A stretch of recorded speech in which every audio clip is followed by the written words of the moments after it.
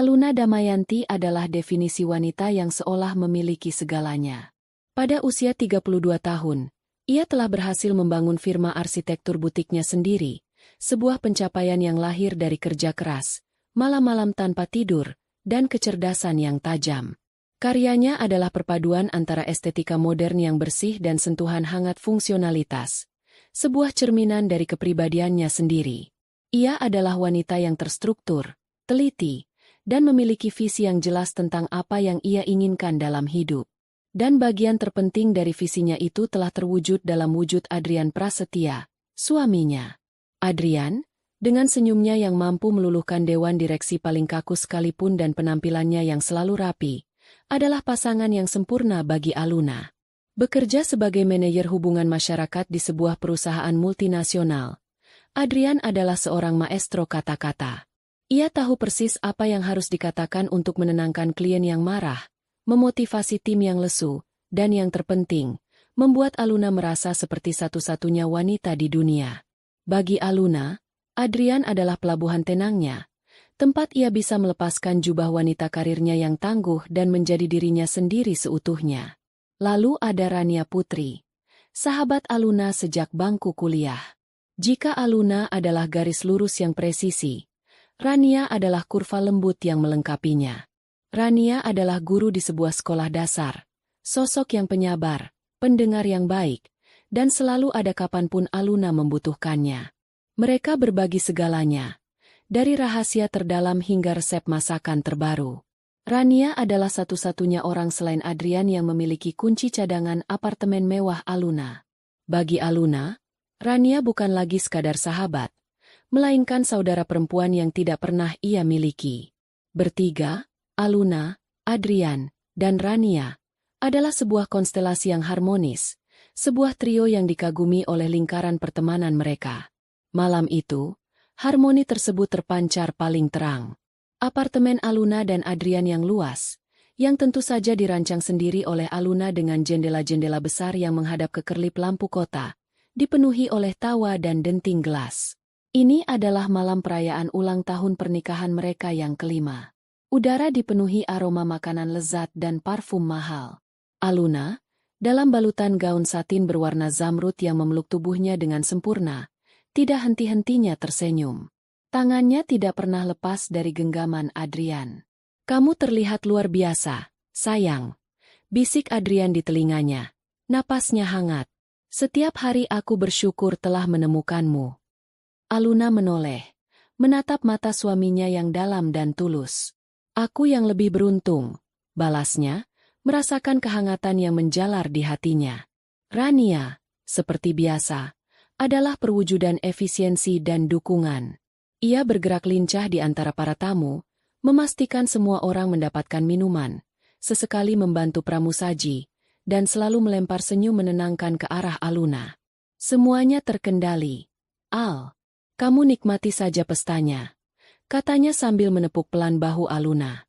Saat malam semakin larut, Rania maju ke tengah ruangan, meminta perhatian semua orang. Suasana menjadi hening. Rania tersenyum hangat. Tatapannya menyapu Aluna dan Adrian yang berdiri berdampingan. "Selamat malam semuanya." Rania memulai, suaranya jernih dan penuh perasaan. 5 tahun yang lalu, aku berdiri di pernikahan dua orang ini sebagai pengiring pengantin. Aku melihat janji yang mereka ucapkan, dan jujur saja, aku sedikit skeptis. Bukan karena aku tidak percaya pada mereka, tapi karena cinta yang mereka miliki terlihat terlalu sempurna, terlalu seperti di film. Aku bertanya-tanya, bisakah cinta seperti itu bertahan di dunia nyata? Ia berhenti sejenak, membiarkan kata-katanya meresap. Beberapa tamu mengangguk setuju. "Malam ini," lanjut Rania, matanya kini berkaca-kaca, "aku mendapatkan jawabanku. Aku, yang menjadi saksi perjalanan mereka sehari-hari, bisa memberitahu kalian semua, cinta mereka nyata." Aku melihat bagaimana Adrian menatap Aluna saat Aluna sedang tidak melihat. Aku mendengar bagaimana Aluna membicarakan Adrian dengan penuh kebanggaan saat Adrian tidak ada. Sebagai orang yang mungkin paling mengenal mereka berdua secara individu, aku bisa pastikan, mereka adalah belahan jiwa. Tatapan Rania beralih ke Adrian. Terima kasih sudah menjaga sahabatku dengan begitu baik. Kamu memberikan kebahagiaan yang pantas ia dapatkan. Lalu ia menatap Aluna. Senyumnya semakin lebar. Al, kamu tahu aku menyayangimu. Aku tidak pernah melihatmu sebahagia ini. Ia mengangkat gelasnya. Untuk Aluna dan Adrian. Untuk 5 tahun yang luar biasa. Dan untuk selamanya yang menanti di depan. Mari kita bersulang. Ruangan itu meledak dalam tepuk tangan meriah. Aluna merasakan air mata haru menggenang di pelupuk matanya. Ia memeluk Rania dengan erat. Terima kasih, Ran. Itu pidato terindah yang pernah aku dengar. Bisiknya. Hanya kebenaran, Al, balas Rania.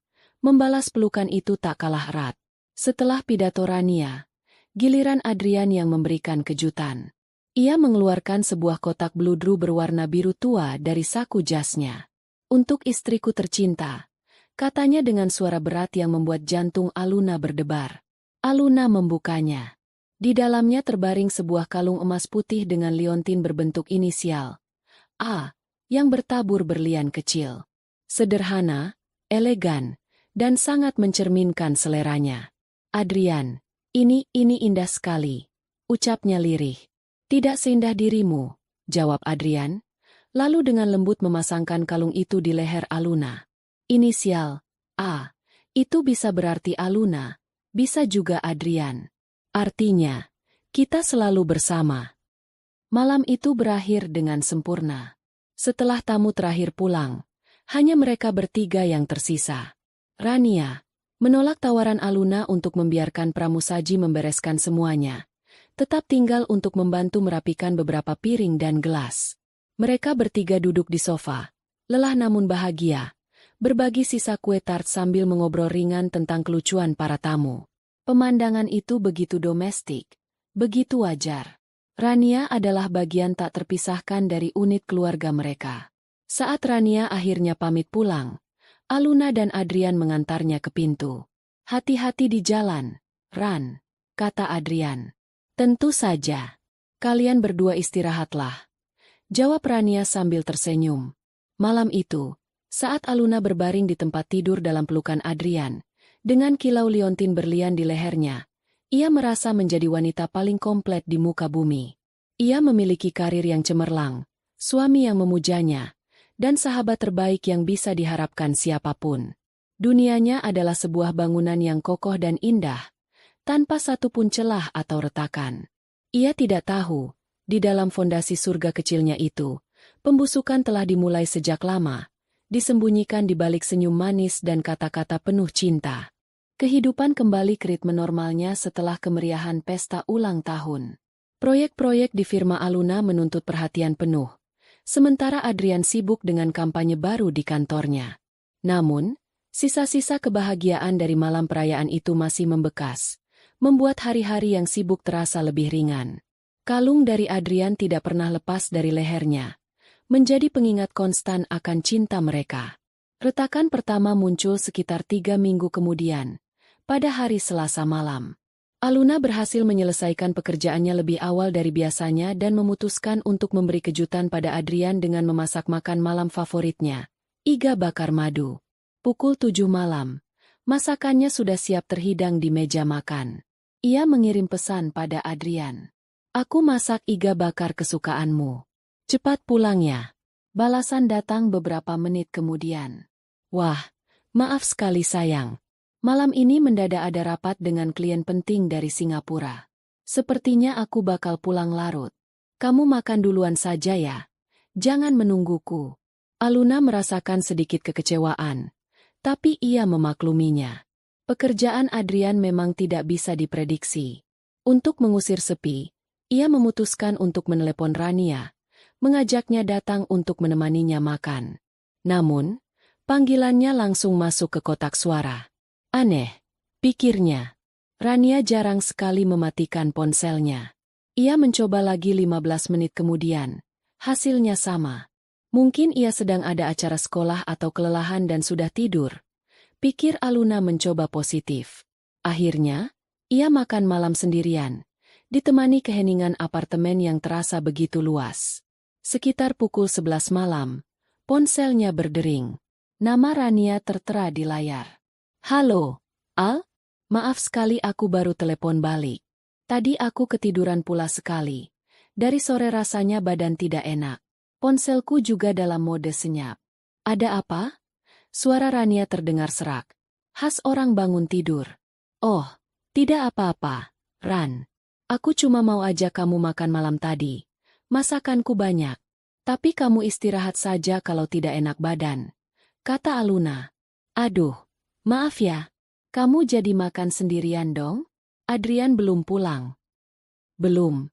Dia ada rapat mendadak sama klien." "Ya ampun. Kasihan sekali sahabatku ini. Besok kita makan siang bareng ya. Aku yang traktir," tawar Rania. "Oke, siap." Percakapan itu meredakan keanehan yang sempat dirasakan Aluna. Penjelasan Rania sangat masuk akal. Namun, sebuah ketidaksengajaan kecil beberapa hari setelahnya membuat benih keraguan yang telah mati itu tumbuh kembali. Hari Sabtu itu, Aluna sedang membersihkan mobil Adrian karena mereka berencana pergi keluar kota. Saat ia membuka laci dashboard untuk mencari lap pembersih, matanya menangkap selembar kertas truk yang terlipat. Dari rasa penasaran, ia membukanya. Struk itu berasal dari sebuah pusat perbelanjaan mewah, tercetak tanggal hari Selasa, hari di mana Adrian lembur dan Rania ketiduran. Jam pembelian tertera pukul 8 malam. Jantung Aluna mulai berdebar sedikit lebih cepat. Ia membaca item yang dibeli. Parfum wanita, La Vie en Rose, 100 ml. Aluna mengerutkan kening. La Vie en Rose. Itu bukan merek parfumnya. Ia setia pada merek lain yang aromanya lebih segar dan ringan. Parfum ini beraroma manis dan kuat, lebih cocok untuk kepribadian yang berbeda. Untuk siapa Adrian membeli parfum wanita mahal pada malam di mana ia seharusnya berada dalam rapat penting? Pikiran-pikiran liar mulai menari di kepalanya. Apakah untuk klien? Rasanya tidak profesional. Untuk ibunya? Ulang tahun ibunya masih 4 bulan lagi. Untuk adiknya?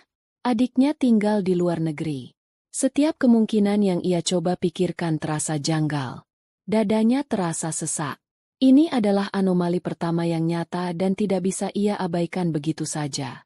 Ia memutuskan untuk tidak meledak. Ia harus tenang dan bertanya baik-baik. Ia melipat kembali struk itu dan menyimpannya di dalam dompetnya. Sepanjang hari itu, ia berusaha bersikap normal, namun pikirannya terus kembali pada struk pembelian parfum itu. Malam harinya, saat mereka sedang bersantai di sofa setelah makan malam, Aluna memberanikan diri. Panggilnya dengan nada setenang mungkin. "Ya, sayang?" jawab Adrian. Matanya masih terpaku pada layar televisi. "Aku tadi tidak sengaja menemukan struk pembelian di mobilmu. Kamu beli parfum wanita hari Selasa kemarin?" Adrian langsung mengalihkan pandangannya dari televisi ke Aluna. Ada jeda sepersekian detik di mana Aluna melihat keterkejutan di matanya, sebelum ekspresi itu dengan cepat digantikan oleh senyum lebar yang familiar. "Astaga, kamu menemukan rahasiaku," serunya. Nadanya terdengar geli, seolah Aluna baru saja memergokinya menyembunyikan hadiah ulang tahun. Aluna hanya diam, menunggu penjelasan. Adrian duduk lebih tegak, meraih tangan Aluna. "Sayang, aku minta maaf tidak memberitahumu. Aku sengaja menyembunyikannya karena itu kejutan." "Kejutan untuk siapa?" tanya Aluna. Suaranya masih datar. "Untuk Rania," kata Adrian dengan lancar. 2 minggu lagi kan dia ulang tahun. Beberapa waktu lalu, waktu kita jalan bertiga di mall, dia pernah bilang suka sekali dengan aroma parfum itu tapi merasa harganya terlalu mahal. Aku ingat itu. Jadi waktu aku ada waktu luang setelah bertemu klien hari Selasa itu, aku mampir sebentar untuk membelikannya. Aku mau kita memberikannya sebagai hadiah bersama. Tapi aku mau ini jadi kejutan total untuknya. Makanya aku minta kamu jangan bilang apa-apa dulu padanya ya. Anggap saja kamu tidak pernah tahu. Penjelasan itu begitu mulus, begitu logis, dan begitu manis. Semua kepingan teka-teki seolah langsung terpasang pada tempatnya. Tentu saja, untuk Rania. Siapa lagi? Adrian memang selalu perhatian pada orang-orang terdekat mereka. Rasa curiga yang menyesakkan dada Aluna seketika berganti dengan rasa bersalah yang menusuk. Ia merasa menjadi istri pencemburu yang picik. "Ya Tuhan, Adrian, maafkan aku," ucap Aluna lirih, menundukkan kepalanya. Aku hanya bingung. Aku tidak seharusnya berpikir yang tidak-tidak." Adrian menarik Aluna ke dalam pelukannya. "SSST, tidak apa-apa, sayang. Wajar kalau kamu bertanya. Aku yang salah karena tidak memberimu petunjuk sama sekali," katanya lembut, mengelus punggung Aluna. "Jangan pernah ragu untuk bertanya padaku tentang apapun, oke? Tidak ada rahasia di antara kita." Aluna mengangguk dalam pelukan suaminya, menghirup aroma familiar dari kemeja Adrian. Ia merasa lega, namun juga bodoh. Ia memarahi dirinya sendiri dalam hati karena membiarkan imajinasi buruknya mengambil alih. Adrian adalah suami terbaik, dan ia baru saja meragukannya. Malam itu, ia tidur dengan perasaan tenang. Dinding porselen surganya yang sempat retak kini telah ditambal dengan sempurna oleh penjelasan manis suaminya. Namun, Aluna tidak menyadari bahwa tambalan itu bukanlah semen penguat, melainkan dempul rapuh yang hanya menutupi lubang yang semakin besar di baliknya. Ia tidak tahu bahwa pada hari Selasa malam itu, Adrian tidak pernah bertemu klien dari Singapura, dan Rania tidak sedang tertidur lelap karena kelelahan. Mereka berdua ada di pusat perbelanjaan itu, bersama-sama, memilih parfum itu sebagai hadiah dari Adrian untuk istri keduanya. Beberapa minggu berlalu dengan tenang. Aluna berusaha keras mengubur insiden struk parfum itu dalam-dalam, menganggapnya sebagai pelajaran untuk lebih mempercayai suaminya. Ulang tahun Rania pun tiba, dan benar saja, saat mereka merayakannya di sebuah restoran mewah, Adrian mengeluarkan kado yang telah ia siapkan. Rania membukanya dan memekik senang melihat parfum La Vie en Rose di dalamnya. "Ya Tuhan, Adrian, Aluna, kalian tahu dari mana aku mau ini?" seru Rania, matanya berbinar tulus. "Ini mahal sekali. Kalian tidak seharusnya repot-repot." "Tidak ada yang terlalu merepotkan untuk sahabat terbaik kami," kata Adrian sambil tersenyum. Aluna ikut tersenyum, merasa senang melihat kebahagiaan di wajah sahabatnya. Momen itu seolah menjadi konfirmasi final bahwa kecurigaannya memang salah total. Namun, intuisi adalah makhluk yang aneh. Sekali ia terbangun, sulit untuk menidurkannya kembali sepenuhnya. Aluna mulai memperhatikan hal-hal yang sebelumnya tidak pernah ia sadari. Bukan lagi hal-hal besar yang mencurigakan, melainkan interaksi-interaksi mikro yang hampir tak terlihat antara suami dan sahabatnya. Panggung pengamatan berikutnya adalah acara pernikahan seorang teman kuliah mereka. Aluna, Adrian, dan Rania datang bersama, seperti biasa. Di tengah keramaian, Aluna sempat terpisah dari mereka berdua karena mengobrol dengan beberapa teman lama. Dari seberang ruangan yang dipenuhi tamu, matanya menangkap sosok Adrian dan Rania yang sedang berdiri di dekat area minuman. Mereka tidak sedang berbicara, hanya diam berdampingan. Tapi kemudian, Adrian mengatakan sesuatu yang membuat Rania tertawa kecil. Adrian lalu dengan santai menyentuh punggung bawah Rania, sebuah gestur singkat yang memandunya untuk mengambil minuman. Bagi orang lain, itu adalah gestur biasa antar teman. Tapi bagi Aluna, yang kini matanya lebih awas, gestur itu terasa terlalu intim, terlalu natural, seperti yang biasa dilakukan pasangan. Sentuhan itu tidak canggung sama sekali. Tangannya menempel sepersekian detik lebih lama dari yang seharusnya. Jantung Aluna berdesir tidak nyaman. Ia segera memalingkan muka, mengatakan pada dirinya sendiri bahwa ia hanya terlalu sensitif. Ia menghampiri mereka dengan senyum cerah yang dipaksakan. "Kalian sedang membicarakan apa? Sepertinya seru sekali." Adrian menoleh. Senyumnya tak bercela. "Oh, hanya mengomentari dekorasi pelaminannya. Sedikit berlebihan, menurutku. Tidak seelegan buatan arsitek favoritku," katanya sambil mengedipkan mata pada Aluna. Pujian itu berhasil mengalihkan perhatian Aluna untuk sesaat. Namun, momen ganjil berikutnya datang tidak lama kemudian. Saat mereka bertiga duduk di satu meja, Adrian menceritakan sebuah anekdot lucu tentang bosnya di kantor. Di tengah cerita, ia berhenti dan menatap Rania. Ini hampir sama konyolnya dengan insiden saus tomat. Itu, ya kan? Rania terbahak.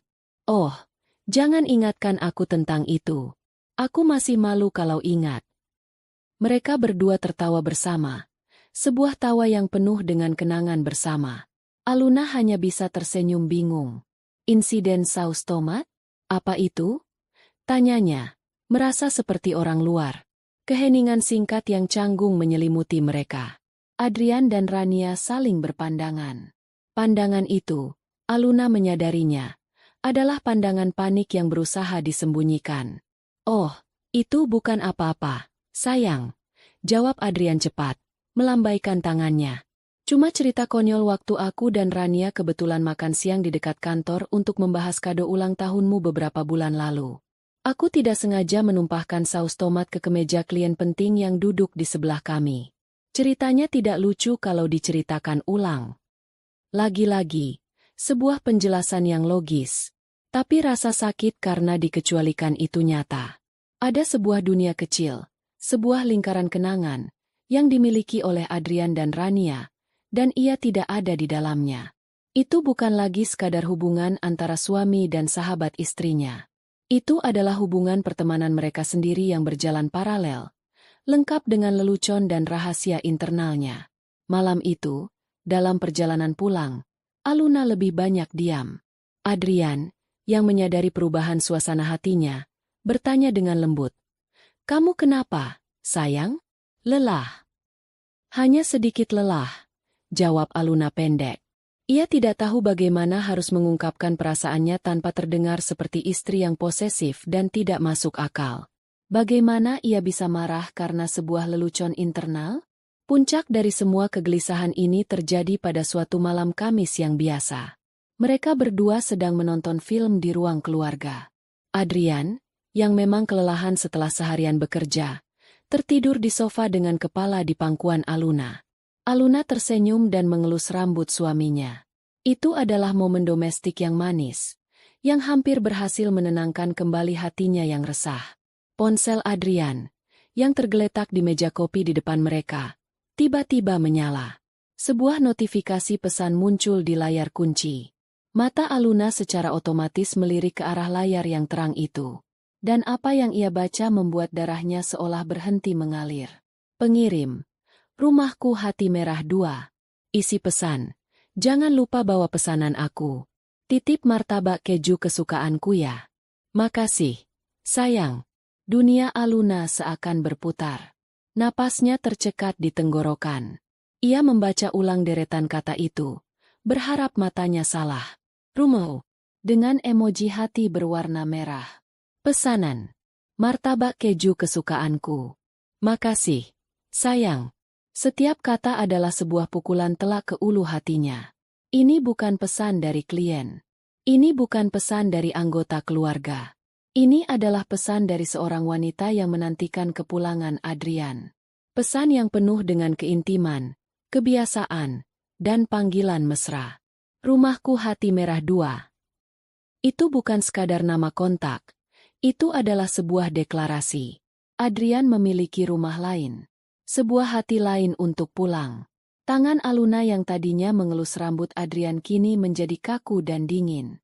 Jantungnya berdebar begitu kencang hingga ia bisa mendengarnya berdentum di telinganya, menulikan semua suara lain. Gambaran-gambaran kecil selama beberapa bulan terakhir melintas cepat di benaknya. Lembur yang bersamaan dengan Rania yang ketiduran, struk parfum yang dibeli di malam, rapat penting, tatapan intim di pesta pernikahan, lelucon, insiden saus tomat, yang eksklusif. Semuanya bukan lagi retakan kecil. Semuanya adalah bagian dari sebuah jurang menganga yang selama ini tersembunyi di bawah kakinya. Adrian bergerak sedikit dalam tidurnya, menggumamkan sesuatu yang tidak jelas. Aluna menahan napas, takut Adrian terbangun dan melihat ekspresi ngeri di wajahnya. Ia dengan cepat memalingkan muka, menatap lurus ke arah layar televisi yang menyala tapi tak lagi ia pahami ceritanya. Pikiran yang paling mengerikan, yang selama ini ia tepis jauh-jauh, kini muncul ke permukaan dengan kekuatan penuh. Rania. Rania yang selalu ada. Rania yang mengenal Adrian dengan sangat baik. Rania yang membelikan kado bersama Adrian untuk ulang tahunnya. Rania yang tertawa bersama Adrian karena insiden saus tomat. Mungkinkah? Mungkinkah orang yang ia anggap saudara tega melakukan ini padanya? Rasa mual naik ke kerongkongannya. Malam itu, Aluna tidak bisa tidur. Ia berbaring kaku di samping tubuh suaminya yang tertidur pulas, merasa seolah sedang berbaring di samping orang asing. Penyangkalannya telah hancur berkeping-keping. Kini yang tersisa hanyalah satu pertanyaan yang membakar. Siapa? Rumahku Hati Merah 2? Dan ia bersumpah pada dirinya sendiri, dalam keheningan malam yang menyakitkan itu, ia akan menemukan jawabannya. Apapun risikonya, sehancur apapun hatinya nanti, permainan pura-pura bahagia sudah berakhir. Saatnya mencari kebenaran. Beberapa hari setelah malam penemuan pesan, martabak keju, Aluna hidup dalam kabut yang aneh. Di luar, ia adalah topeng kesempurnaan.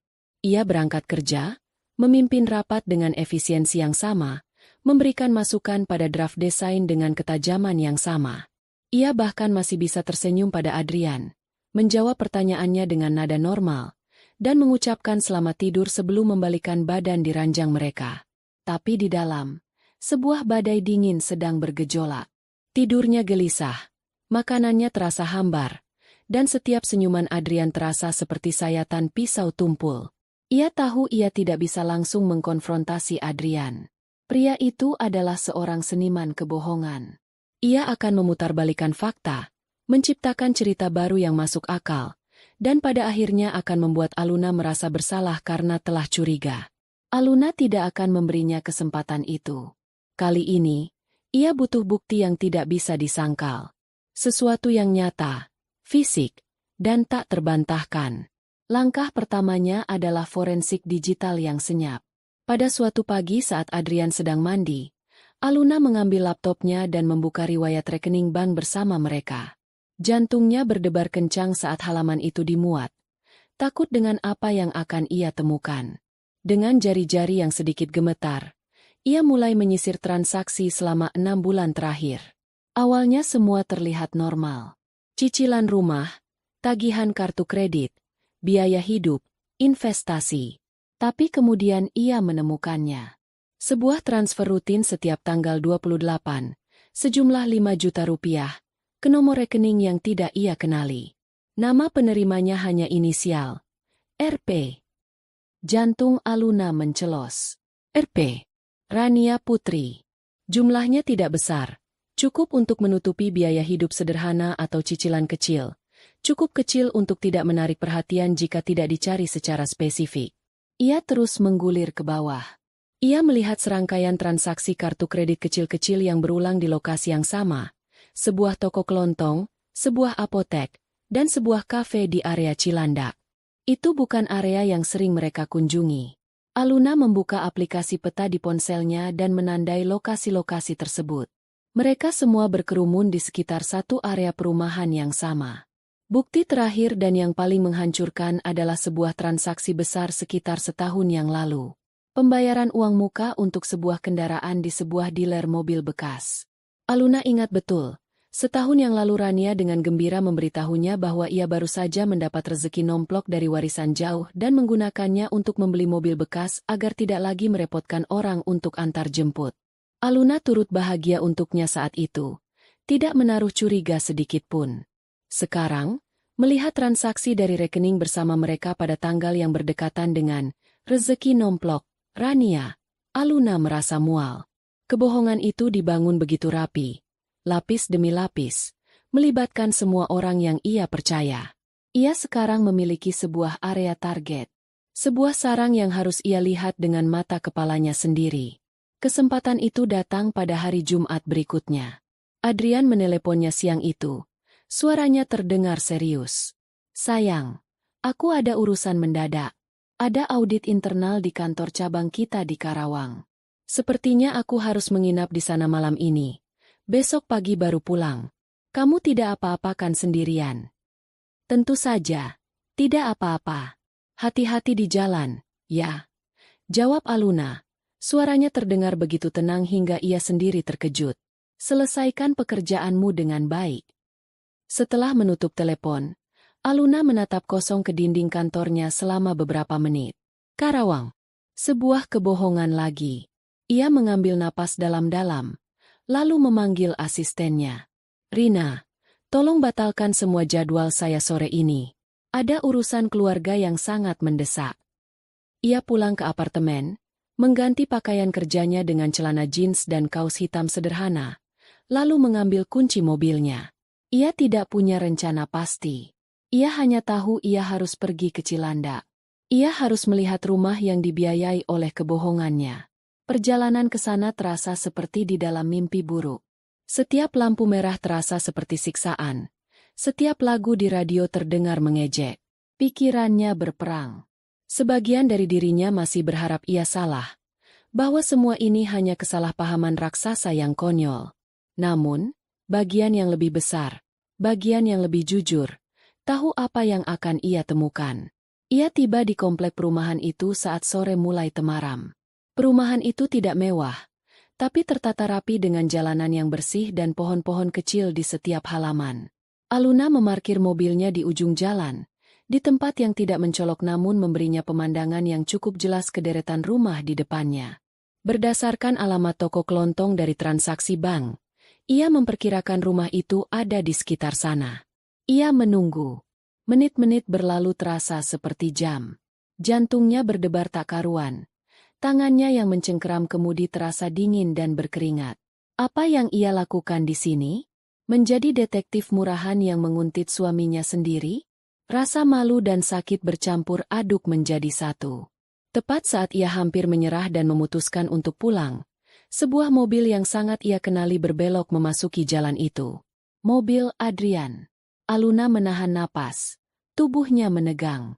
Mobil itu melambat dan berhenti di depan sebuah rumah mungil bercat putih dengan nomor 12 di pintunya. Adrian keluar dari mobil. Ia tidak membawa tas kerja atau koper seperti orang yang akan pergi ke Karawang. Di tangannya, ia membawa sebuah kantong plastik besar berisi belanjaan dan sebuah kotak martabak. Pakaiannya pun santai, hanya kemeja polo dan celana pendek. Ia terlihat seperti seorang suami yang pulang ke rumah setelah bekerja. Dan kemudian, pintu rumah nomor 12 itu terbuka. Sosok yang keluar dari pintu itu membuat sisa udara di paru-paru Aluna terenggut habis. Rania. Sahabatnya. Saudarinya. Ia tidak mengenakan gaun cantik atau riasan seperti saat mereka pergi bersama. Ia hanya mengenakan daster batik sederhana. Rambutnya digulung asal-asalan di atas kepalanya. Ia tersenyum saat melihat Adrian. Senyum yang lelah namun penuh kelegaan. Adrian berjalan menghampirinya, menyerahkan belanjaan dan kotak martabak. Rania menerimanya, lalu berjinjit untuk memberikan sebuah kecupan singkat di bibir Adrian. Kecupan itu, lebih dari apapun, menghancurkan Aluna. Itu bukan kecupan penuh gairah dari sebuah perselingkuhan panas. Itu adalah kecupan yang biasa, yang wajar, yang penuh dengan rutinitas domestik. Itu adalah kecupan seorang istri untuk suaminya. Aluna membeku di kursinya. Matanya terpaku pada pemandangan di depannya. Ia melihat mereka berdua masuk ke dalam rumah, dan lampu di dalam pun menyala. Dunianya tidak lagi berputar. Dunianya telah berhenti, hancur berkeping-keping di satu momen yang mengerikan itu. Ia tidak tahu berapa lama ia duduk di sana, mematung. Tapi ia tahu ia butuh satu hal lagi. Sebuah penegasan final yang absolut. Dengan langkah-langkah yang terasa berat seperti timah, ia keluar dari mobilnya. Ia melihat seorang ibu-ibu tetangga sedang menyirami tanaman di halaman sebelah rumah nomor 12. Dengan sisa-sisa kekuatannya, Aluna menghampiri wanita itu. "Selamat sore, Bu. Maaf mengganggu." Suara Aluna terdengar serak, asing di telinganya sendiri. "Saya sedang mencari teman saya. Katanya tinggal di komplek ini. Apakah ibu kenal dengan bapak dan ibu yang tinggal di rumah nomor 12 itu?"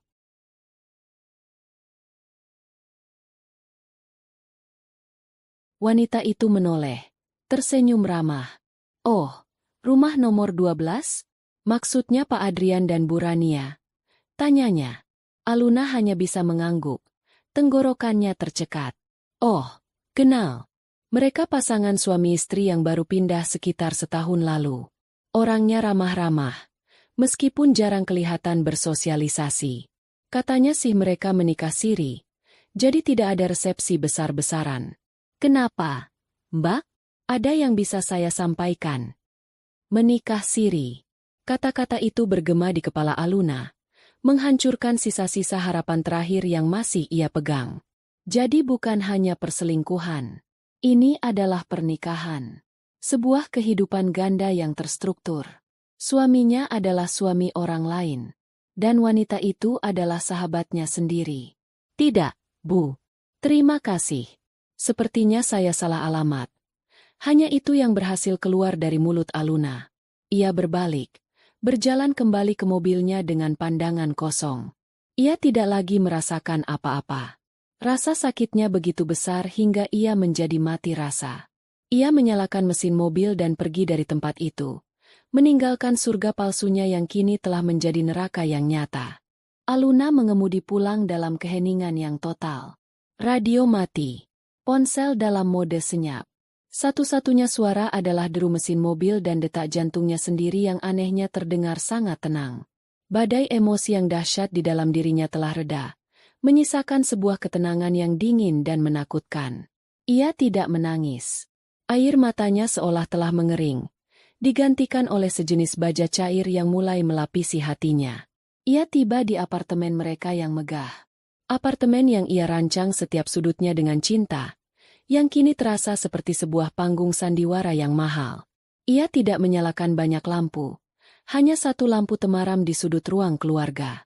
Ia duduk di sofa besar mereka, sofa tempat kepalanya sering bersandar di bahu Adrian, dan menunggu. Sekitar pukul 10 malam, ia mendengar suara kunci di pintu depan. Adrian masuk, membawa tas kerja yang ia bawa sebagai alibi perjalanannya ke Karawang. Ia terlihat sedikit lelah, namun tersenyum saat melihat siluet Aluna di sofa. "Sayang, aku pulang," sapanya dengan nada riang. Ternyata pemeriksaannya selesai lebih cepat dari perkiraan. "Aku langsung tancap gas pulang karena kangen kamu." Aluna tidak bergerak. Ia hanya menatap lurus ke arah suaminya. Adrian merasakan ada yang aneh dengan atmosfer ruangan itu. "Kamu kenapa duduk di dalam gelap? Semuanya baik-baik saja?" tanyanya, berjalan mendekat. Saat itulah Aluna berbicara. Suaranya rendah dan tanpa emosi, namun memotong keheningan seperti pecahan kaca. "Bagaimana martabak kejunya? Enak." Langkah Adrian terhenti seketika. Senyum di wajahnya membeku, lalu perlahan menghilang. Aluna bisa melihat kepanikan yang berusaha keras ia sembunyikan di matanya. "Martabak? Martabak apa? Sayang? Aku kan dari Karawang. Aku tidak beli martabak," jawabnya. Usahanya untuk terdengar bingung justru terdengar palsu. Aluna tidak mengatakan apa-apa lagi. Ia hanya mengangkat ponselnya, membuka galeri, dan menunjukkan foto yang ia ambil beberapa jam yang lalu. Foto Adrian yang sedang menyerahkan kotak martabak kepada Rania yang mengenakan daster di depan rumah nomor 12. Wajah Adrian menjadi pucat pasi. Alibi-alibinya yang telah ia siapkan seolah menguap di udara. Ia menatap foto itu, lalu menatap wajah Aluna yang dingin dan tak terbaca. Ia membuka mulutnya, lalu menutupnya lagi. Untuk pertama kalinya, sang maestro kata-kata itu kehabisan kalimat.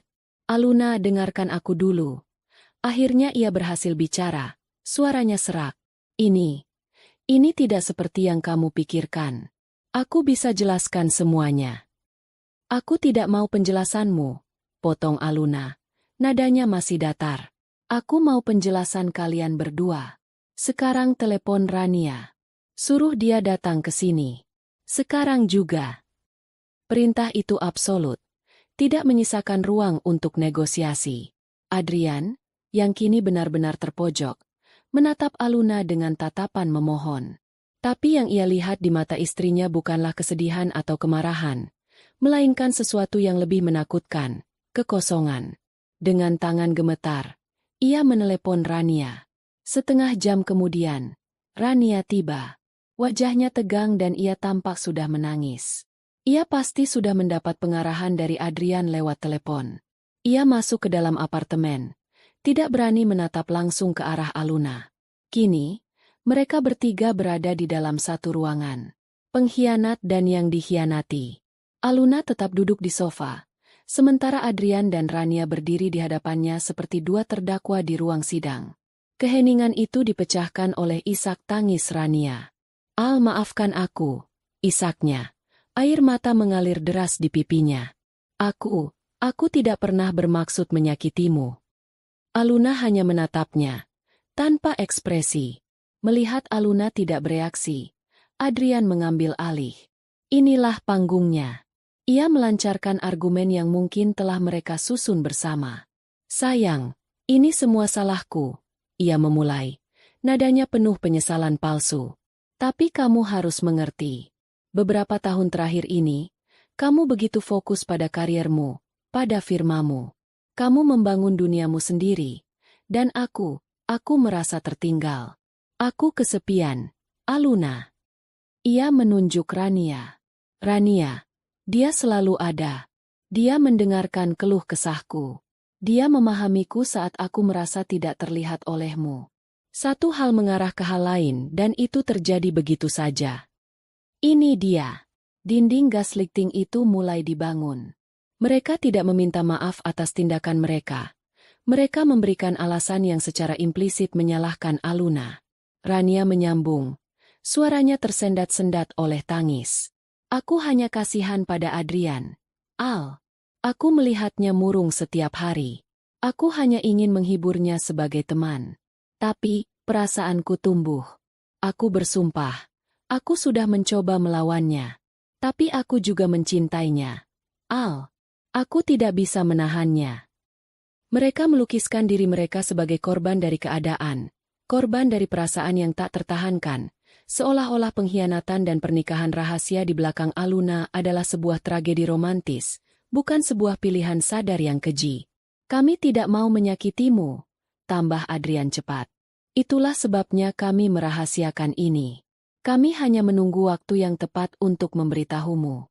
Kami menikah siri karena kami tidak mau melakukan dosa, tapi kami juga tidak sanggup meninggalkanmu dalam keadaan seperti ini." Aluna mendengarkan semua omong kosong itu. Setiap kata, setiap isak tangis, setiap ekspresi memohon, tidak lagi menyakitinya. Sebaliknya, itu semua justru menyulut api dingin di dalam dirinya. Mereka tidak hanya mengkhianatinya, mereka sekarang mencoba membuatnya percaya bahwa ia ikut andil dalam pengkhianatan itu. Mereka menghinanya dengan kebohongan mereka. Ia akhirnya berdiri. Gerakannya pelan dan anggun. Ia berjalan mendekati mereka berdua. Rania tersentak mundur.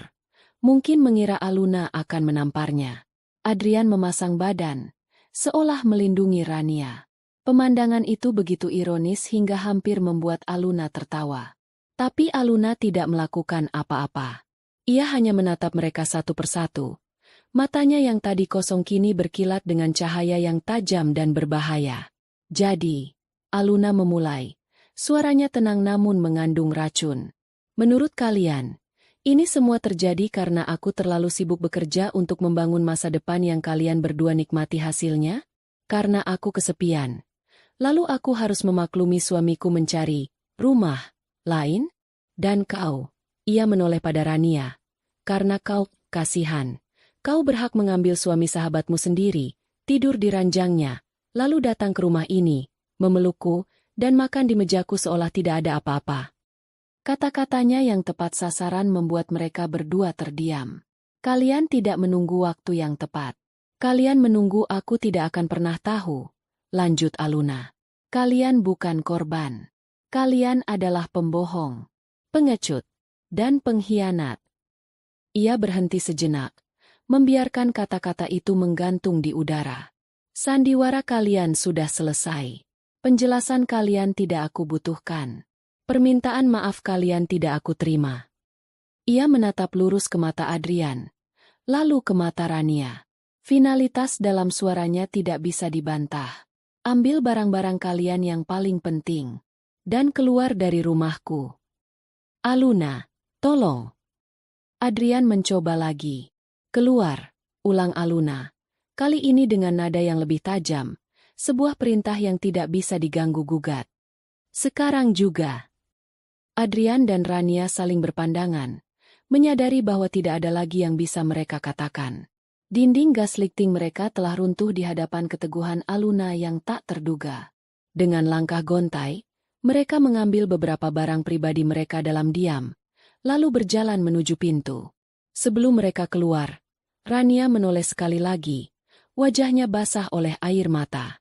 Al, aku benar-benar. Jangan pernah sebut namaku lagi. Potong Aluna dingin. Pintu apartemen pun tertutup. Meninggalkan Aluna berdiri sendirian di tengah ruang keluarga yang megah dan sunyi, dikelilingi oleh puing-puing kehidupannya yang hancur. Tapi di tengah kehancuran itu, ia tidak merasa kalah. Ia merasa bebas.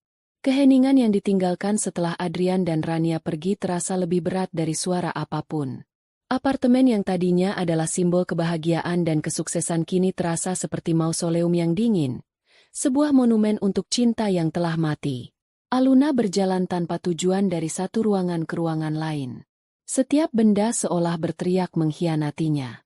Bingkai foto pernikahan di atas nakas, cangkir kopi pasangan yang ia beli di Paris, bahkan sofa tempat mereka menghabiskan ratusan malam menonton film. Ia berhenti di depan cermin besar di kamar tidurnya. Ditatapnya pantulan dirinya. Wajahnya pucat. Matanya sembab meski tidak ada air mata yang jatuh. Tangannya terangkat menyentuh kalung berliontin A, yang masih melingkar di lehernya. Inisial A, untuk Aluna, atau Adrian. Dulu kata-kata itu terdengar romantis. Sekarang terasa seperti cap kepemilikan palsu. Dengan satu sentakan keras, ia merenggut kalung itu dari lehernya. Rantainya putus dan liontin berlian itu jatuh ke lantai dengan suara denting kecil yang nyaris tak terdengar. Ia tidak peduli. Selama 2 hari berikutnya, Aluna mengizinkan dirinya untuk hancur. Ia tidak pergi bekerja. Ia mematikan ponselnya, memutus hubungan dengan dunia luar. Ia tidak makan. Hanya minum air putih saat tenggorokannya terasa kering. Ia menghabiskan waktunya dengan duduk termangu di lantai yang dingin, atau berbaring di tempat tidur, menatap langit-langit, membiarkan gelombang rasa sakit, marah, dan kehilangan menyapunya tanpa perlawanan. Ia memutar ulang setiap kenangan, setiap tawa, setiap janji, dan kini melihatnya melalui lensa kebohongan yang baru terungkap. Rasa sakitnya begitu dalam, begitu fundamental, seolah sebagian dari jiwanya telah dicuri. Ia merasa bodoh, naif, dan buta. Pada hari ketiga, di tengah pagi yang kelabu, ia berjalan gontai menuju ruang kerjanya di dalam apartemen. Ruangan itu adalah satu-satunya tempat yang terasa seperti miliknya seutuhnya. Di atas meja besar terbentang sebuah blueprint dari proyek terbarunya, sebuah resor mewah di tepi pantai. Matanya menelusuri garis-garis yang presisi, perhitungan struktur yang rumit, dan fondasi kokoh yang ia rancang untuk menahan terpaan angin laut dan waktu. Sesuatu dalam dirinya bergeser. Ia melihat cetak biru itu. Ia melihat logika, kekuatan, dan visi. Ia adalah seorang arsitek, seorang perancang, seorang pembangun. Ia membangun karirnya dari nol. Ia membangun reputasinya dengan integritas. Ia membangun kekayaannya dengan otaknya sendiri. Adrian dan Rania tidak membangunnya. Mereka hanya menumpang di dalam bangunan indah yang ia ciptakan, dan kemudian mencoba meruntuhkannya dari dalam seperti rayap. Kesadaran itu menghantamnya seperti sambaran petir. Mereka tidak menghancurkannya. Mereka hanya menghancurkan ilusi yang ia miliki tentang mereka. Fondasinya sendiri, fondasi dirinya sebagai Aluna Damayanti, masih utuh. Mungkin retak di sana-sini, tapi tidak hancur. Rasa sakit yang melumpuhkan itu mulai bermetamorfosis. Kesedihan yang pasif berubah menjadi kemarahan yang dingin dan terfokus. Bukan amarah yang meledak-ledak, melainkan amarah yang tenang, tajam, dan penuh perhitungan. Amarah seorang ahli strategi. Mereka telah meremehkannya. Mereka mengira ia adalah wanita naif yang akan hancur berkeping-keping dan meratapi nasibnya selamanya. Mereka akan memberinya pertunjukan yang berbeda. Ia tidak akan membalas dengan cara yang murahan. Tidak ada adegan makian di depan umum atau menyebarkan aib di media sosial. Itu bukan gayanya. Balas dendamnya akan menjadi sebuah karya arsitektur. Terencana dengan baik, dieksekusi dengan presisi, dan pada akhirnya, akan membuat struktur kehidupan mereka runtuh di atas kepala mereka sendiri, sementara ia berdiri tegak dan tak tersentuh. Balas dendam yang elegan.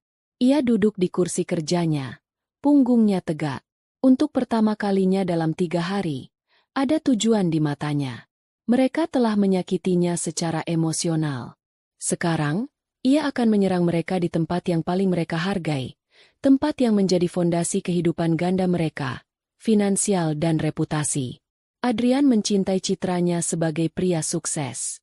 Rania mendambakan status dan kenyamanan yang diberikan oleh Adrian. Aluna akan mengambil semua itu dari mereka, menggunakan sistem dan hukum yang ada. Langkah pertamanya jelas. Ia menyalakan ponselnya, mengabaikan puluhan panggilan tak terjawab dan pesan dari teman-temannya yang khawatir. Jarinya bergerak cepat di layar, mencari sebuah kontak yang ia simpan beberapa waktu lalu untuk keperluan bisnis yang tidak pernah terrealisasi. Sebuah nama yang direkomendasikan sebagai pengacara perceraian terbaik di kota, terkenal karena pendekatannya yang tanpa kompromi dan sangat detail. Harris Partners Law Firm. Ia menekan tombol panggil. Suara seorang resepsionis yang profesional menjawab di seberang sana.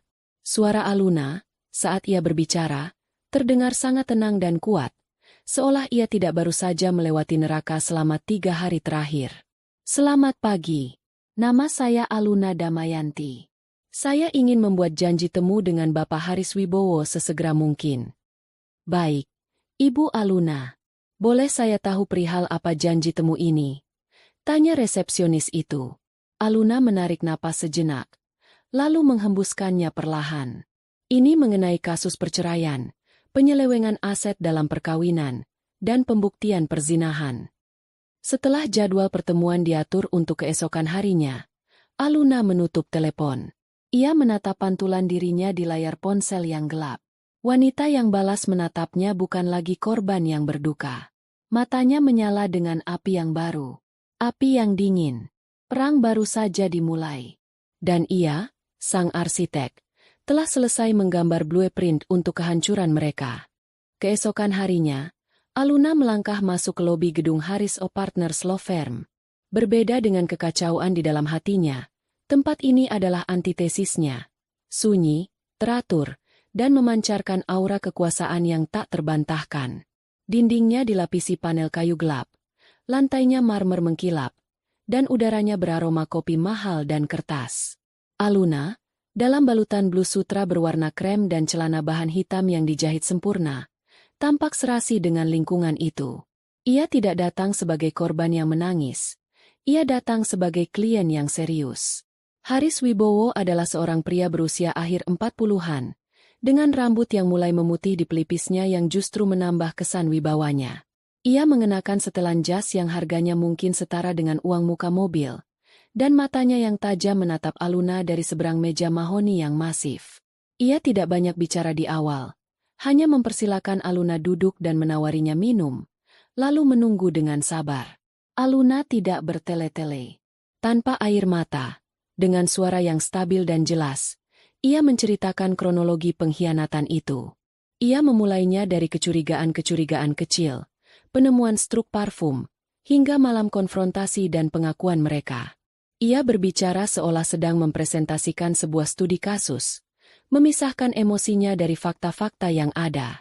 Setelah selesai berbicara, ia meletakkan sebuah map tipis di atas meja. Ini bukti awal yang berhasil saya kumpulkan, katanya. Haris membuka map itu. Di dalamnya ada salinan laporan rekening bersama yang telah ditandai oleh Aluna, menunjukkan transfer rutin ke rekening berinisial RP, dan pembayaran uang muka mobil. Ada juga cetakan foto Adrian dan Rania di depan rumah nomor 12, yang ia ambil dengan ponselnya. Terakhir, selembar kertas berisi nama dan nomor telepon tetangga yang telah mengkonfirmasi status pernikahan siri mereka. Haris mempelajari dokumen-dokumen itu dalam diam. Matanya bergerak cepat, menyerap setiap detail.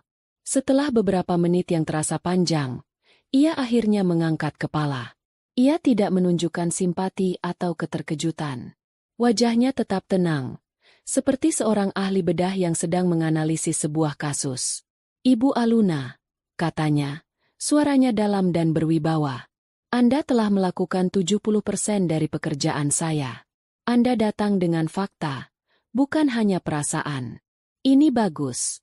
Ini sangat bagus." Ia bersandar di kursinya. "Secara hukum, posisi Anda sangat kuat. Pernikahan siri yang mereka lakukan tidak tercatat di mata negara. Artinya, wanita itu, Rania, tidak memiliki hak hukum sedikitpun atas harta bersama Anda dan suami Anda.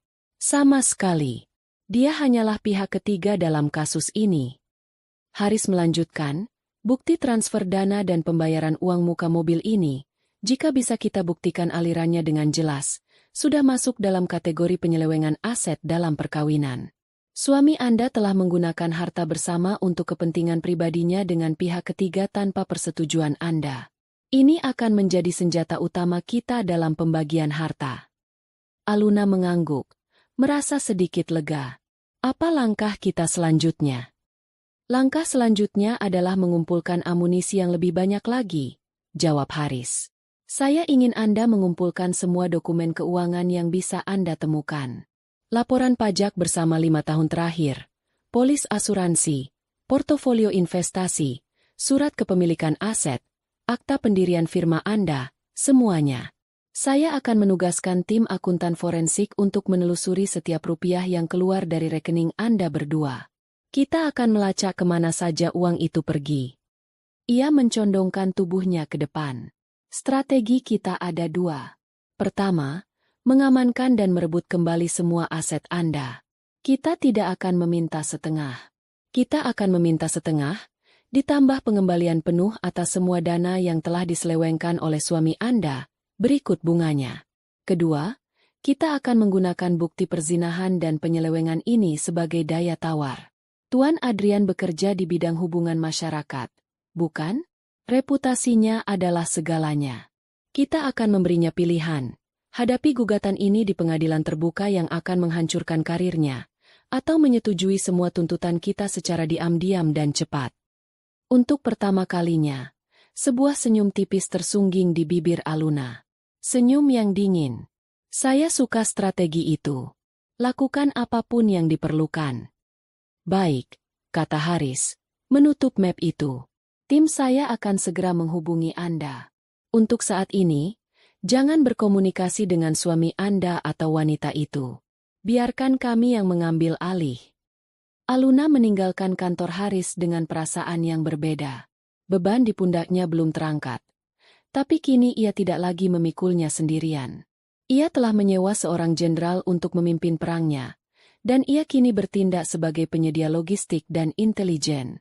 Selama seminggu berikutnya, Aluna mengubah ruang kerjanya menjadi pusat komando. Ia membongkar lemari arsip, membuka kotak-kotak penyimpanan lama, dan menyisir ribuan berkas digital. Proses itu menyakitkan. Setiap lembar kertas adalah pengingat akan kehidupan yang ia pikir ia miliki. Laporan perjalanan kartu kredit menunjukkan tagihan hotel di Bandung pada tanggal yang Adrian katakan ia ada rapat di Surabaya. Laporan investasi menunjukkan beberapa penarikan dana dalam jumlah ganjil yang tidak pernah ia setujui. Ia bahkan menemukan proposal pinjaman bisnis kecil yang diajukan Adrian ke sebuah bank, menggunakan kepemilikan apartemen mereka sebagai salah satu jaminan tanpa sepengetahuannya. Setiap penemuan baru adalah tusukan kecil pada luka lamanya, namun juga menjadi sebilah pedang baru di gudang senjatanya. Emosinya perlahan mati rasa, digantikan oleh fokus yang tajam. Ia tidak lagi melihat ini sebagai kenangan pribadi, melainkan sebagai data. Data pengkhianatan. Setelah seminggu bekerja tanpa lelah, ia telah mengumpulkan sebuah kotak arsip yang tebal, penuh dengan dokumen yang ditandai dan diberi catatan. Ia mengirimkannya ke kantor Haris melalui kurir. Saat kotak itu dijemput, Aluna merasa telah melepaskan anak panah pertamanya. Bidak-bidak catur kini telah ia kumpulkan dan letakkan di posisi menyerang. Ia hanya tinggal menunggu sang jenderal memberikan komando untuk bergerak. Serangan itu dimulai pada hari Selasa pagi, tepat pukul 10. Adrian sedang memimpin rapat mingguan dengan timnya di ruang konferensi berdinding kaca ketika seorang kurir berseragam resmi dari firma hukum Harris O Partners masuk, diantar oleh resepsionis. Dengan sopan namun tegas, kurir itu meminta Tuan Adrian Prasetya untuk menandatangani tanda terima sebuah dokumen penting. Di hadapan seluruh timnya yang menatap ingin tahu, Adrian menerima amplop coklat tebal itu. Gugatan cerai. Wajah Adrian yang tadinya penuh senyum percaya diri langsung menegang. Humiliasi itu terasa seperti tamparan keras. Haris telah memilih waktu dan tempat dengan sempurna untuk memberikan pukulan psikologis pertama. Kepanikan menjalari dirinya. Ia segera membubarkan rapat dengan alasan yang dibuat-buat dan bergegas ke ruangannya. Ia mencoba menelepon Aluna berkali-kali, namun panggilannya langsung dialihkan. Pesan-pesan panik dan memohon yang ia kirimkan hanya dibalas oleh satu pesan otomatis dari nomor yang tidak ia kenal, yang pastinya adalah tim pengacara Aluna. YTH. Bapak Adrian Prasetya, untuk selanjutnya, semua komunikasi terkait gugatan cerai dari klien kami, Ibu Aluna Damayanti, harap hanya dilakukan melalui kuasa hukum Anda kepada kami. Terima kasih. Tembok itu telah didirikan. Ia tidak bisa lagi menggunakan pesonanya untuk membujuk Aluna. Adrian, dalam kepanikannya, menyewa pengacara yang direkomendasikan oleh seorang temannya. Pengacara itu baik, tapi bukan tandingan dari mesin perang bernama Haris Wibowo. Pada pertemuan pertama antara kedua kuasa hukum, tim Haris tidak membuang waktu. Mereka tidak bernegosiasi. Mereka mempresentasikan. Di atas meja rapat, mereka membentangkan laporan setebal buku dari akuntan forensik. Laporan itu merinci setiap rupiah yang telah Adrian alihkan dari rekening bersama selama hampir 2 tahun. Aliran dana ke rekening, RP, yang ternyata adalah Rania Putri. Pembayaran uang muka dan cicilan mobil atas nama Rania. Tagihan kartu kredit untuk liburan-liburan rahasia. Biaya sewa tahunan untuk rumah di Cilandak. Semuanya terurai dengan bukti transfer dan tanggal yang tak terbantahkan. Totalnya adalah angka yang mengejutkan, cukup untuk membuat Adrian merasa lemas. Pengacara Haris kemudian menyampaikan ultimatumnya dengan tenang. Klien kami, Ibu Aluna, tidak ingin memperpanjang masalah ini. Ia hanya ingin apa yang menjadi haknya kembali. Berikut adalah draft perjanjian penyelesaian damai. Tuan Adrian akan menyerahkan kepemilikan penuh apartemen kepada Ibu Aluna, mengembalikan seluruh dana yang terbukti diselewengkan seperti yang tercantum dalam laporan ini, ditambah bunga berjalan sebesar 6%. Sebagai gantinya, Ibu Aluna tidak akan melanjutkan tuntutan perzinahan ini ke pengadilan terbuka. Pengacara Adrian membaca draft itu dan menelan ludah. Ini bukan negosiasi. Ini adalah penaklukan. Ini akan membuat klien saya bangkrut. Protesnya lemah. Pengacara Haris hanya tersenyum tipis. Pilihan lainnya adalah kita bertemu di pengadilan. Biarkan media yang memutuskan apakah citra klien Anda sebagai seorang profesional di bidang kehumasan bisa bertahan setelah publik mengetahui detail perselingkuhan dan penipuan finansial yang ia lakukan terhadap istrinya sendiri. Pilihan ada di tangan klien Anda. Dihadapkan pada ancaman kehancuran karir dan reputasi total, Adrian tidak punya pilihan lain. Ia menyerah. Dalam beberapa minggu, ia menandatangani perjanjian itu. Pria yang tadinya gagah dan penuh pesona itu kini terlihat kuyu dan kalah. Malam saat ia harus memberitahu Rania adalah awal dari akhir bagi mereka. Mereka duduk di ruang tamu rumah sewaan mereka yang nyaman. Rumah yang sebentar lagi tidak akan bisa mereka tinggali. Aku sudah menandatangani surat-suratnya, kata Adrian. Suaranya berat. Rania menatapnya dengan cemas. Jadi, bagaimana hasilnya? Dia mendapatkan semuanya. Ran. Apartemen itu miliknya sepenuhnya.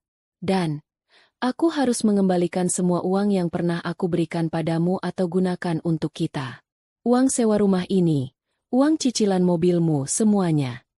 Wajah Rania memucat. Apa maksudmu? Bagaimana bisa? Kamu tidak melawan. Suaranya mulai meninggi. Melawan bagaimana lagi, Rania? Dia punya semua buktinya. Setiap transfer, setiap tagihan.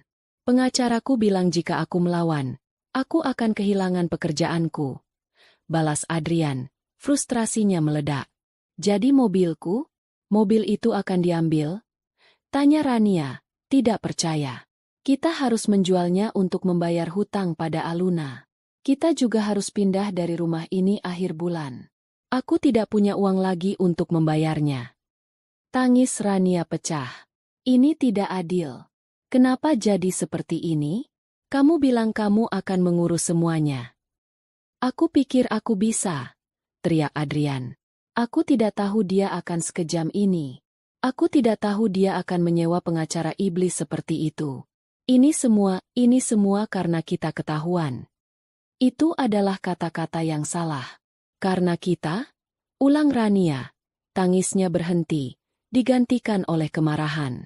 Aku tidak pernah memintamu untuk menikahiku secara siri. Kamu yang datang padaku. Kamu yang mengeluh tentang Aluna. Kamu yang berjanji akan memberikanku kehidupan yang lebih baik. Dan aku sudah memberikannya.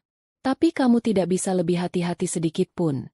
Balas Adrian tak mau kalah.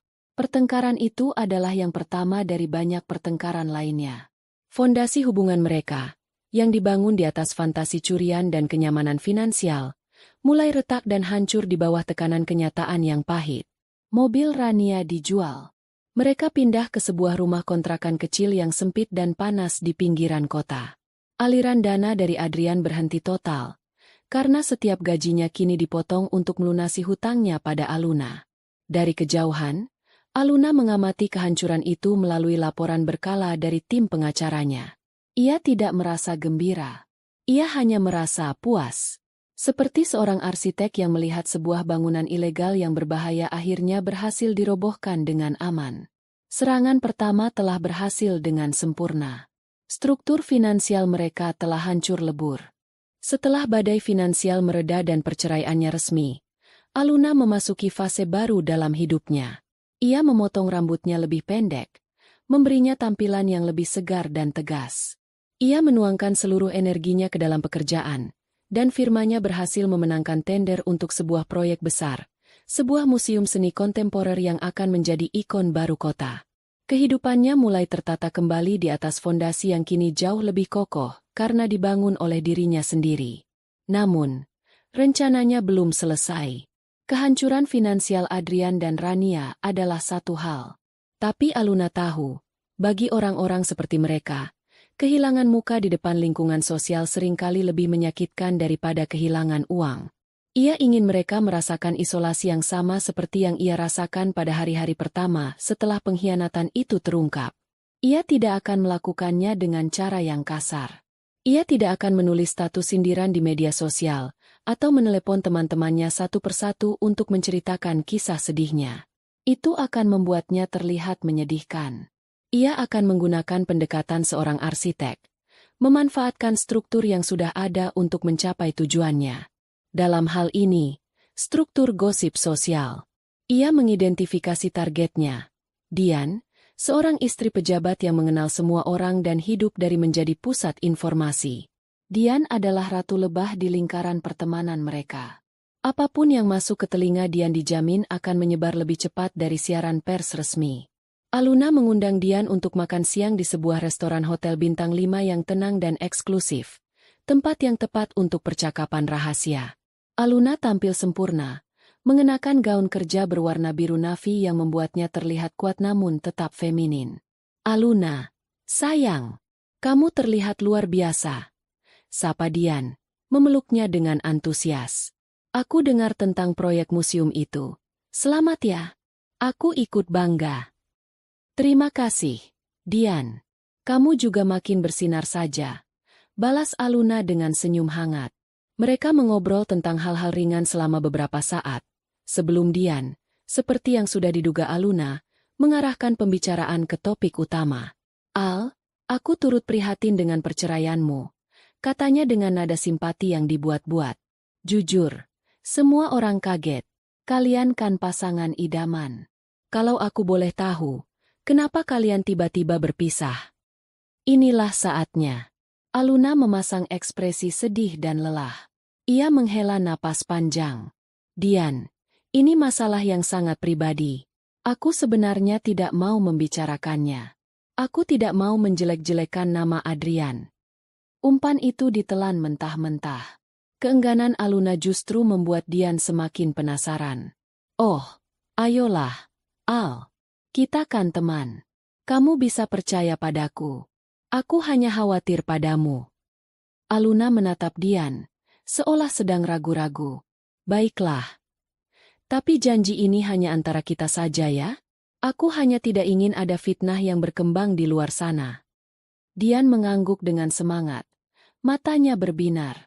Singkatnya, Aluna memulai dengan suara pelan. Kami bercerai karena Adrian sudah menikah lagi. Dan sudah cukup lama. Rahang Dian jatuh. Apa? Menikah lagi? Dengan siapa? Aluna diam sejenak, lalu menjawab dengan lirih, seolah kata-kata itu menyakitkan untuk diucapkan. Dengan Rania. Keheningan melanda meja mereka.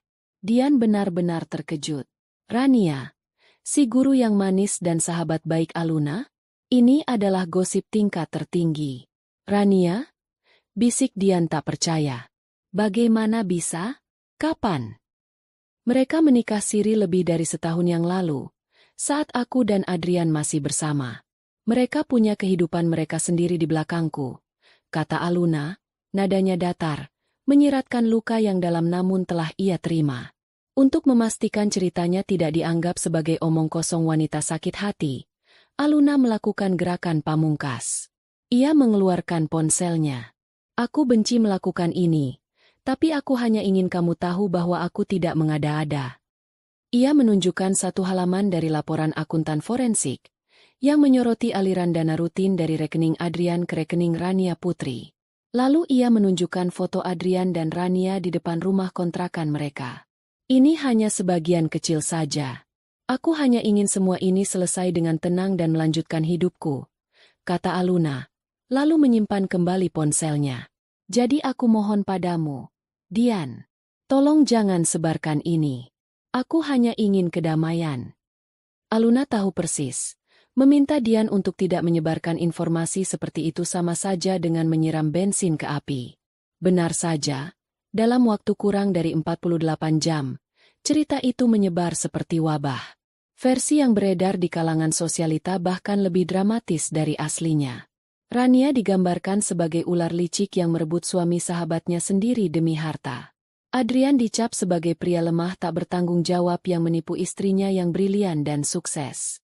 Citra, pasangan idaman, dan persahabatan sejati, hancur lebur, digantikan oleh label pelakor dan suami penipu. Pukulan terakhir datang sebulan kemudian. Aluna mengadakan sebuah pesta besar di lobi museum yang sedang dalam tahap akhir pembangunan. Acaranya bertajuk Perayaan Awal Baru, untuk merayakan kesuksesan proyek terbarunya. Ia mengundang semua orang, klien, kolega, dan seluruh lingkaran pertemanan lama mereka. Tentu saja, Adrian dan Rania tidak ada dalam daftar undangan. Malam itu, Aluna adalah seorang ratu. Ia mengenakan gaun malam berwarna perak yang berkilauan, berjalan di antara para tamu dengan penuh percaya diri dan tawa bahagia. Ia dikelilingi oleh orang-orang yang mengaguminya. Ia adalah pusat dari alam semestanya sendiri. Di puncak acara, ia naik ke atas panggung kecil untuk memberikan pidato. Selamat malam semuanya. Sapanya. Suaranya menggema di ruangan yang luas itu. Terima kasih telah datang untuk merayakan awal yang baru ini bersama saya. Proyek ini mengajarkan saya banyak hal, terutama tentang pentingnya sebuah fondasi yang kuat, dalam bangunan, dan juga dalam kehidupan. Ia tersenyum. Kadang, kita harus berani merobohkan struktur lama yang sudah rapuh dan busuk, tidak peduli seberapa indah kelihatannya dari luar. Kita harus membersihkan puing-puingnya, dan mulai membangun kembali sesuatu yang baru, sesuatu yang jujur, dan sesuatu yang benar-benar kokoh dari dasar. Ia mengangkat gelasnya. Pidato ini bukan untuk masa lalu, tapi untuk masa depan. Untuk awal yang baru, untuk teman-teman sejati, dan untuk melepaskan semua elemen beracun dari hidup kita agar kita bisa membangun lebih tinggi lagi. Bersulang. Para tamu bertepuk tangan meriah. Tidak ada satupun nama yang disebut. Tapi semua orang di ruangan itu mengerti pesannya. Itu adalah deklarasi kemenangan yang paling elegan. Adrian dan Rania tidak hanya bangkrut. Kini mereka telah terhapus dari peta sosial. Mereka menjadi hantu. Dibicarakan dalam bisik-bisik penuh cemooh. Aluna menatap kerumunan itu, bukan dengan rasa balas dendam yang membara, melainkan dengan perasaan lega yang damai. Proses demolisi telah selesai. Kini, saatnya ia benar-benar membangun kembali untuk dirinya sendiri. 6 bulan berlalu sejak malam perayaan di museum. Musim telah berganti, membawa udara yang lebih sejuk dan langit yang lebih cerah. Seolah alam pun ikut merayakan babak baru dalam kehidupan Aluna.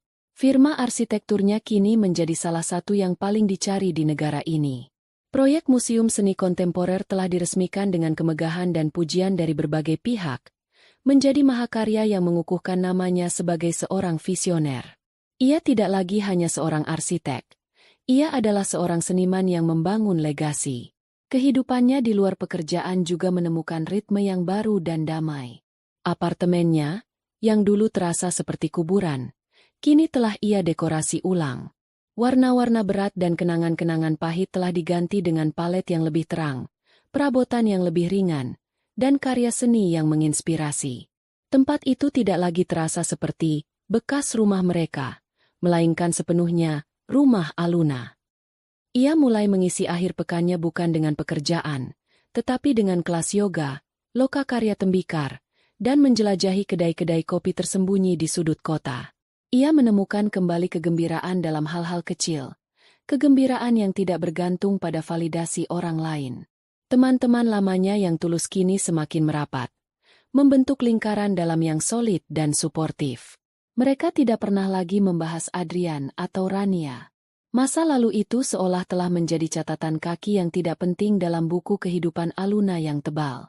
Mereka lebih tertarik membahas ide proyek Aluna selanjutnya, atau rencana perjalanan mereka berikutnya.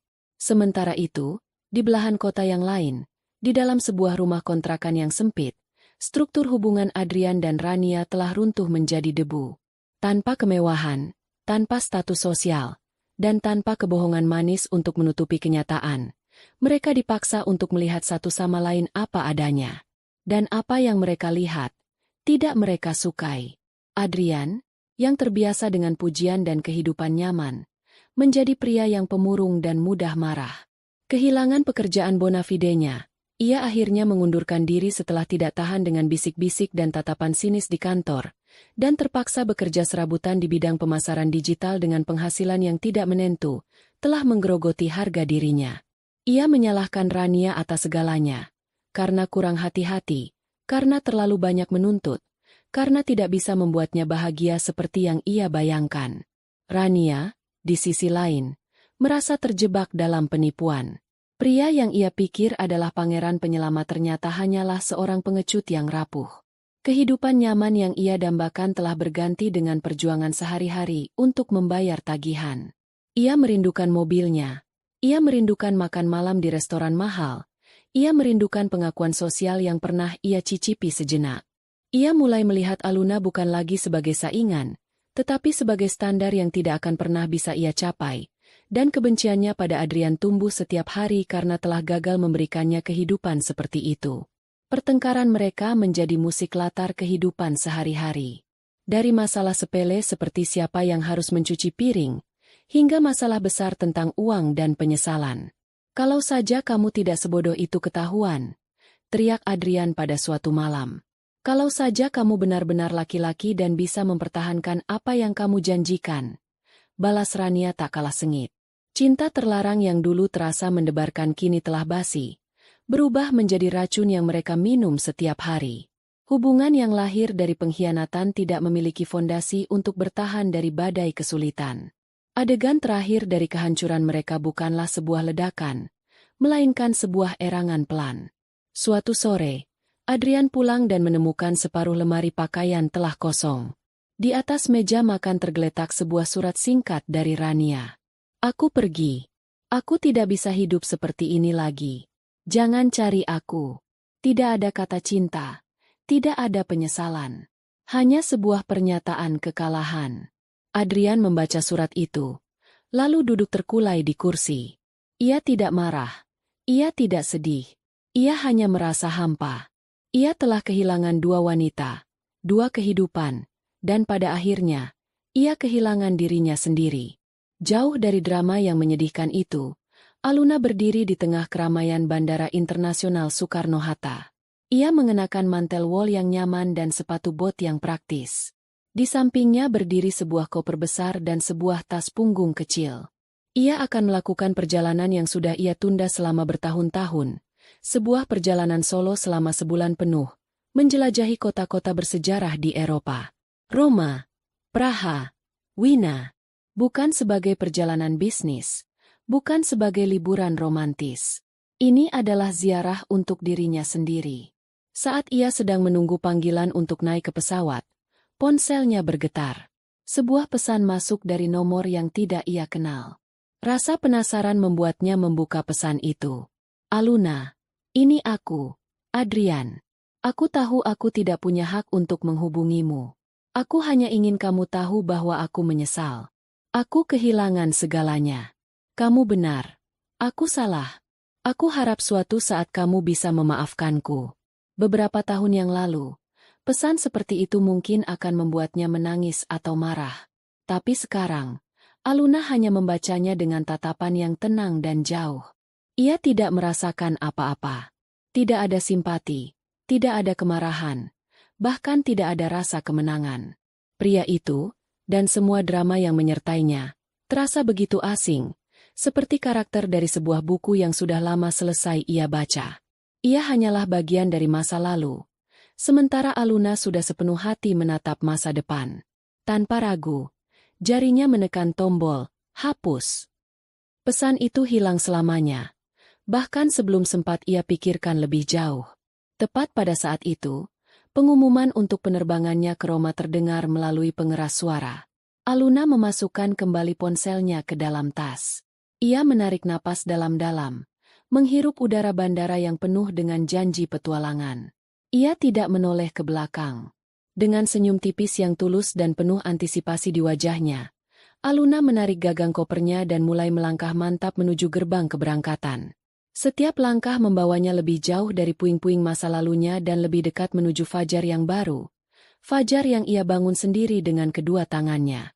Ia tidak hanya bercerai dan menghancurkan para pengkhianatnya. Ia telah memenangkan kembali hal yang paling berharga.